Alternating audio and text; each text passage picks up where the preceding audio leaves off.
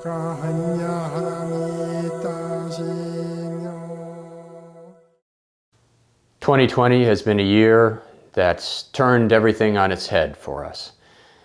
I'm an orchestral conductor, and we perform music with 20, 30, 40, 50, 100 people on stage, packed close together, choruses singing, and audiences of 1,000 or more in a hall that celebrates the unique power and sound of a symphony orchestra.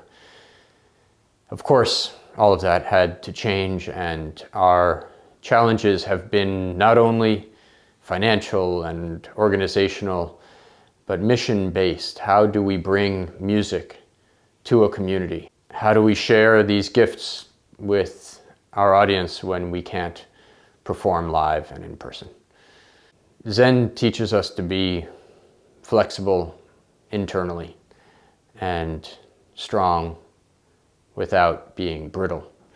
And this time has compelled me to reimagine everything and to find different levels of patience and empathy, not just with others, but with myself, facing this kind of uncertainty and having to plan in short bursts and to go back and revise those plans and start over.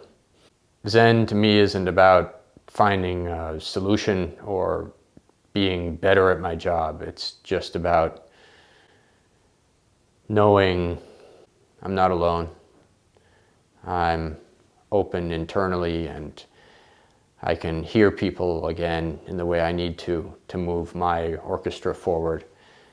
I can understand people from where they're coming from, which allows me to be a leader that is empathetic, understanding, and doesn't hurt to have some humility and lack of ego in a business that's full of self-promotion.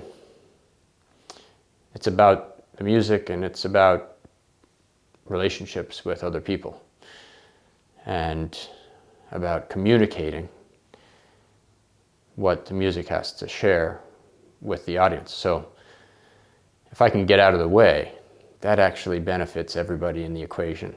It brings the music directly to the musicians and the audience. And if I'm open, then nothing's standing in the way. Of course, without performing in person, all of those skills have to shift. And frankly, I've always been a bit hesitant about video and the internet. And so it's been a way of expanding my Zen practice to engage with video and to find ways of communicating music, which is sound-based, through video, and our digital work, creative digital projects, which are visual, which are based in the internet. And make your fear transparent. That's what this year has been about. If you don't know what you're going to be able to plan to do in a week, you have to be ready to adjust. I want to encourage everyone to be generous to IZL in this time so they can plan and go forward and help all of us in our work by allowing us to help ourselves and train in a way that's ongoing. What I love about Zen is finally there's something that has no endpoint. There's nothing that you can say, I've accomplished this. It's done. And that matches conducting and music for me.